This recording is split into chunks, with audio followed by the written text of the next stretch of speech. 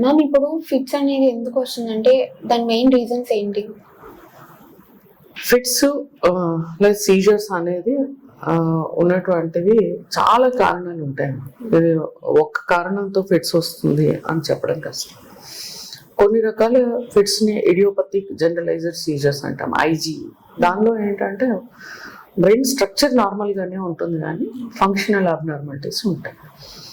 కొంతమంది పిల్లల్లో అంటే బిఫోర్ పుట్టుక ముందు నుంచి చివరి వరకు మనం తీసుకుంటే, పుట్టడానికి ముందే సపోజ్ తల్లి గర్భంలో పేగు మెడకు చుట్టుకోవడం వల్ల, హైపాక్సియా అంటే ఆక్సిజన్ బ్రెయిన్కి అందకపోవడం వల్ల కూడాను, పుట్టగానే ఏడవకపోవడం, ఆక్సిజన్ అందకపోవడం, హైపాక్సియా ఇలాంటివి పుట్టగానే రావడానికి, ఫిట్స్ రావడానికి కారణాలు ఉంటాయి.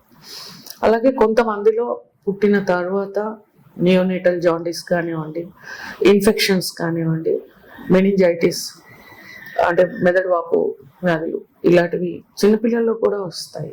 అలాంటి వాళ్ళలో కూడా ఫిట్స్ వచ్చే అవకాశం ఉంటుంది. ఆ తర్వాత చూసుకుంటే ఫెబ్రైల్ సీజర్స్ అంటే 18 నెలల నుంచి 6 నెలల వరకు, 6 సంవత్సరాలు 18 నెలల నుంచి 6 సంవత్సరాల వయసు వరకు వచ్చేవి ఫెబ్రైల్ సీజర్స్. అంటే జ్వరం వచ్చినప్పుడు మాత్రమే ఫిట్స్ వస్తాయి. అది కూడా జ్వరంతో వస్తాయి. జ్వరం హై టెంపరేచర్ అంటే జ్వరం ఎక్కువ అవుతున్నప్పుడు వచ్చేటువంటి ఫిట్స్ ఫెబ్రైల్ సీజర్స్ అంటారు. 5 ఏళ్ల తర్వాత కూడాను ఫెబ్రైల్ ప్లస్ సీజర్స్ అనేవి వస్తాయి. అలాగే కొన్ని రకాల జెనెటిక్ సిండ్రోమ్స్, జీన్స్లోనే డిఫరెన్స్ ఉండడం వల్ల జెనెటిక్ సిండ్రోమ్స్ కూడా చిన్నప్పుడు కారణాలు ఉంటాయి.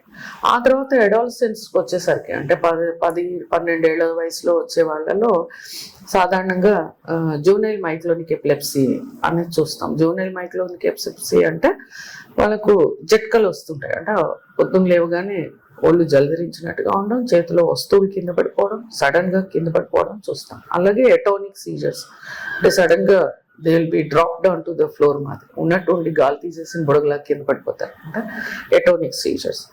అలాగే ఇదే వయసులో ఇన్ఫెక్షన్స్ వల్ల సీజర్స్ రావచ్చు.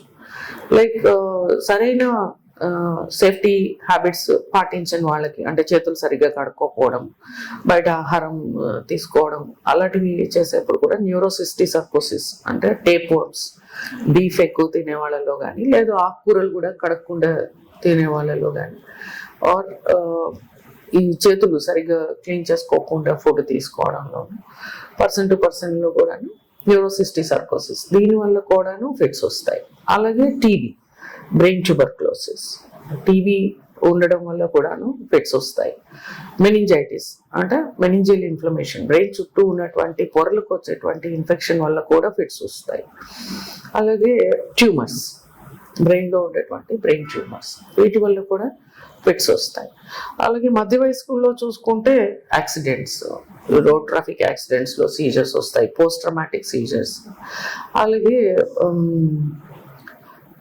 సెరిబ్రోవాస్కులర్ యాక్సిడెంట్స్ అంటే ఏంటంటే బ్రెయిన్లో బ్లీడ్ అవడం కానీ, బ్రెయిన్లో క్లాట్ అవడం కానీ, ఇలాంటప్పుడు కూడాను ఫిట్స్ వస్తాయి. ఇవన్నీ కాక డయాబెటీస్లోను, హైపర్ టెన్షన్లోను, షుగర్ బాగా లో అయిన హైపోగ్లైసిమిక్ సీజర్స్, లేదు షుగర్ బాగా హై అయిన హైపర్ గ్లైసిమిక్ సీజర్స్, ఆర్ ఈ షుగర్ వల్ల డయాబెటిక్ కీటో ఎసిడోసిస్లో సీజర్స్ రావచ్చు. అలాగే హైపర్టెన్సివ్ ఎన్కెఫ్లోపతి అంటే బీపీ అన్కంట్రోల్డ్గా బీపీ పెరుగుతున్నప్పుడు కూడా ఫిట్స్ రావచ్చు.